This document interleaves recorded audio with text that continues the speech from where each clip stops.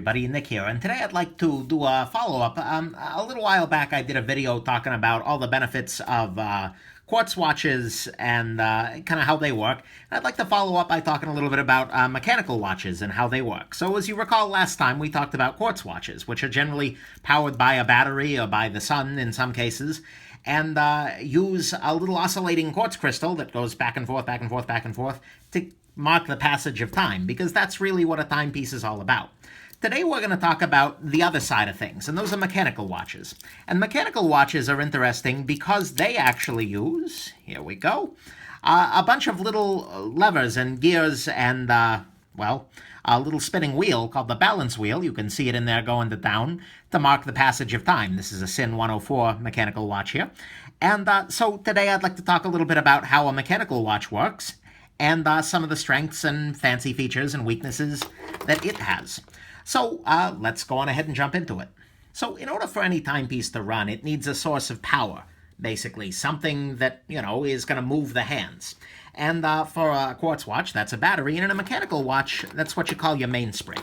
And your mainspring is just a spring, a big, long strip of metal, basically, inside of a little barrel, and it looks a little something like this. I've made this little mainspring out of a zip tie that I've curled up nicely here, but it just depends, the whole idea depends on this, the fact that this really wants to be in a straight line, but right now I'm keeping it curled up. And so when you release the pressure, it unwinds itself, and it lets out a bunch of power.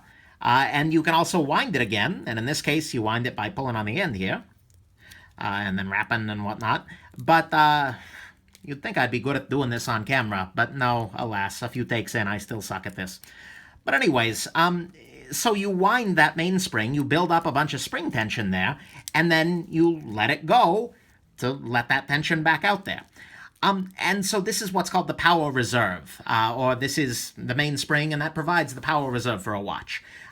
Basically, how much spring tension it stores determines how long the watch can run without being rewound or worn, basically.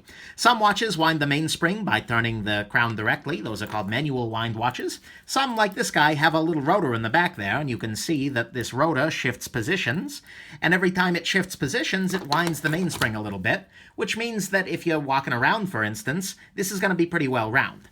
So, well wound, that is. So there you go. That's your idea of a power reserve. That's what your power reserve is doing for you. And that's what's powering the mechanical watch. The problem is that with a kind of mainspring like this, if you don't hook it up to anything special, or you just hook it straight to gears, it's going to go really quickly. It's going to do a thing, and there you go. Your power reserve's gone. You didn't go 10 seconds, let alone 38 hours. So what you need is something to stop and regulate that motion. And that's where you get your escapement coming in. And so let's talk about the escapement. Okay, so this is the Swiss lever escapement. It's the most common kind of escapement used in the watch world these days, but there are other ones. Omega's got a coaxial escapement, and there have been others proposed. It's kind of fun to look back at the history of it. But anyways, and this is a very simplified version. It's not showing your mainspring. It's not showing the other gears that control the seconds and minutes and whatnot. But basically, it's very schematic, but you can see the chunks here. So this spinning wheel in the background is the same as this spinning wheel right here in your Sinn 104. They're doing the same exact thing, just this one's doing it in real time. But this is a fun little animation because it kind of shows what's going on. Remember that the big problem is that if you just let the mainspring unwind, it'll completely unwind immediately, and you won't have any, you know, it'll just go and you're done. This is the solution to that. This is called a balance wheel, and it's just a wheel that's sitting, it's rotating, and it's got a little spring in there, and it's weighted and sprung in such a way that it goes back and forth, back and forth, back and forth at a natural rate. And this one, in this particular watch, is about 4 times a second, 4 hertz. So that's fun. And this allows you to actually regulate the speed with which the mainspring is unwinding by using these two things. This over here is your escape wheel, and it's connected to both the mainspring and the second hands and minute hands and hour hands. And the mainspring puts a little bit more power into this each time it goes. That little bit here, the fork, is pressing this little post each time, and just so it's like pushing a kid on the swing, it keeps the movement going. And then this little guy over here, these guys, the pallets, interact with the wheel so that they stop it. And so this only will move after one of these revolutions on your balance wheel. And so by doing this, you're able to use the power reserve slowly. And you're able to let the hand turn, basically, let all the gears turn at a known rate that's based on this balance wheel. So when you regulate a watch, all you're really doing is changing the weighting or changing the tension of the spring length on your balance wheel.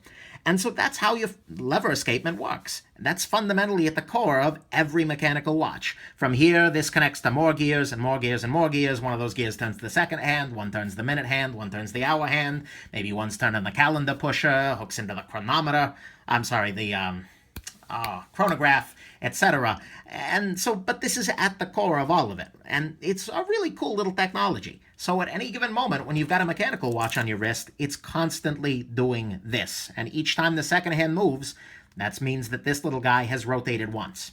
So that's fundamentally how a mechanical watch works. I have hugely oversimplified this. There are a bunch of really great videos on YouTube, and I'll link a couple below that show you how to disassemble these guys and all of the various parts. And there are thousands and thousands of little parts and the really complicated movements, but nonetheless, it's a really cool little process, and that's how your mechanical watches work. Now let's talk a little bit more about some of the fancy features going beyond just marking the time with seconds, hours, and minutes. Okay, we know how a mechanical watch works now. Let's talk a little bit about how people make them a little bit more fancy.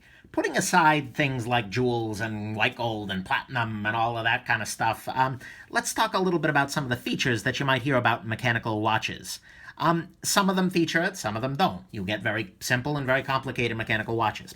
But complications is a term in general that means I'm doing something other than telling the hours, the minutes, and the seconds. Sometimes these are things that are just fancy for fancy's sake. Like you can't actually make a mechanical watch that acts like a quartz watch, where the seconds hand tick, tick, tick, tick, tick. It's called deadbeat seconds. It's really unusual after the era of quartz, but some people still do it, and it's kind of interesting.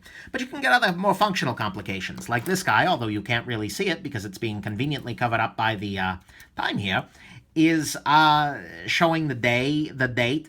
And those are both complications. To have those on there, it requires a little bit more gearing, a few more components. So there you go. You can get other components like a GMT hand, which is showing the universal time wherever you're at and lets you figure out, based on the offset, what time it is anywhere in the world, which is fun. And there are other complications you can do, like, I don't know, there are perpetual calendars. I talked about that in quartz, but you can do it in mechanical. You can do minute repeaters, which, you know, ding, ding, ding, ding, ding, depending on the minute. Really cool stuff. I mean, there's no end of complications because, let's face it, watchmakers love doing that stuff. So that's fun. You can also get a chronograph watch, and a chronograph gives you a little pusher, start, stop, and actually lets you measure time alongside looking at, you know, what time it is. So like your Omega Speedmaster is a chronograph, and there are a ton of chronographs out there in the world, and, you know, they're not my style necessarily, but, you know, they work just fine. And so if you're often timing things, a chronograph is a really great way to go. They tend to also be a little bit more expensive, though.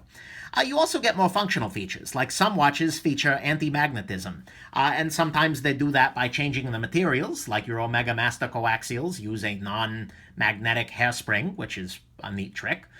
Sometimes they use like a soft iron core around things. Your Sinn anti-magnetics and your Rolex Milgauss go that approach.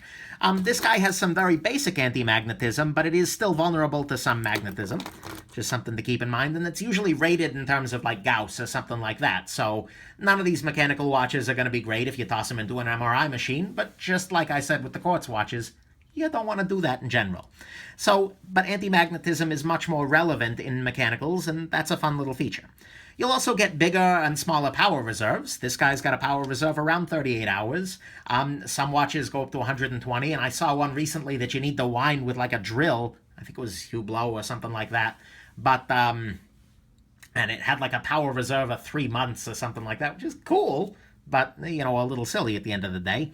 You also can get accuracy certification. So if you see the word chronometer on a watch, generally that means that it's been certified by the COSC. And I don't remember what this stands for, but basically it's a bunch of haughty Swiss guys who go, okay, you can only be -2 seconds a day or +4 seconds a day. And they check the watch in a bunch of positions over a few days, regulate it until it meets spec, and there you go. If you buy a watch that's COSC certified, you know it's going to be pretty damned accurate for a mechanical watch, but it's still probably not going to be as good as quartz, just saying. So that's another little fancy feature you get there. And then finally, you get tourbillon. So a tourbillon it's a French term, but it means whirlwind. And basically, I don't have a tourbillon watch, and I'm never going to have a tourbillon watch. But if you look on YouTube, you see a bunch of them, and it means that little lever, balance wheel, and that whole little affair is rotating inside a cage. And so every second or so, the tourbillon starts to rotate. And this made a lot of sense in the land of pocket watches. Because there, the watch might be at a weird angle in your pocket for an hour or something like that. And so you would want it to be rotating so it's more accurate in a bunch of positions.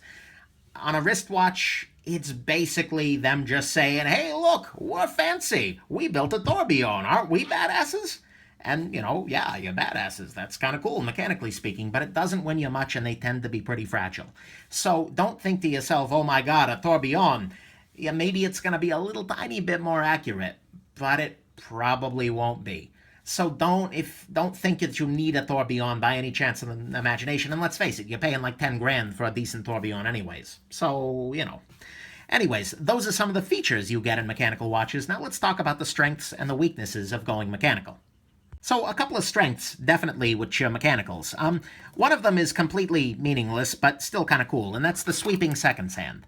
Right now, this second hand is going is going a little bit forward every time that balance wheel completes a revolution. Versus on a quartz watch, it only ticks once a second, at least on most quartz watches. And so it's kind of cool to see the sweeping hand, and that's a really good sign that what you're looking at is probably a mechanical watch. There are ways around it, but, it's a good shorthand. Mechanical watches are completely non-electronic. If you look inside there's no wires, there's no batteries, there's no circuit boards. That's honestly one of the few things in my life that isn't electronic in any way. So that's kind of cool. They can actually be serviced and repaired. You can take the back off of here and replace the springs, and you need to oil them every so often, but if something breaks, you can fix it because you just put in new parts, or you remake the parts, or something like that. They can actually be serviced. Versus a quartz watch, usually if something breaks with the movement in a quartz watch, you buy a new movement, or you buy a new quartz watch. And given they're not that expensive, so you don't feel that as much, but that is an important thing, and it leads to the fact that you can use a mechanical watch for decades if it's properly serviced. If you take good care of a mechanical watch, you could very easily give it to your kids or to your grandkids. That's totally the truth. And that's kind of a nice thing for a lot of people. They think, oh, I'm going to get, one Rolex and then my kids will have it. There's even marketing campaigns. Oh, you're not buying the Patek Philippe. You're taking care of it for your great-grandchildren, or some crazy Swiss bullshit. Sorry, I'm done with that. But anyways, you can do that. And you can't really do that with a quartz watch. This probably isn't going to be running in 20 years, but you know what? It was almost a quarter of the price of this. No, a third of the price of this. That's an important distinction there. So that's something to keep in mind. And you do get a lot of options on the higher end. If you're looking for a really nice-looking watch, your options in quartz are very limited. Your options in mechanical are incredibly... you can get mechanical watches for $300 that work pretty well, okay, accurate, and look pretty decent. And you can get mechanical watches for millions and millions of dollars. That are crazy complicated, or buy really high-end brands. And, your really good mechanical watches, things like your Rolex, your Tudors, your Omegas, you're looking at $6,000, $7,000, $8,000, and that's a lot of money. But you got a lot of options on the higher end, unlike with quartz. And let's face it, it's kind of nifty. The Swiss lever escapement is cool. To have that little wheel going all the time, to hold it up to your ear and a little ding, ding, ding, ding, ding, ding, ding, that's kind of cool. I like it. So those are your strengths of your mechanical watches. Let's go into your weaknesses. Weaknesses here, there are some. For instance, they tend to be thicker and heavier than quartz watches. This is among the thinner mechanical watches, and you can see it's still pretty thick relative to your boring little quartz watches. Your Skagen-style quartzes are you can never get a mechanical that's going to be that thin and still not be $1 million bazillion dollars. So that's something important.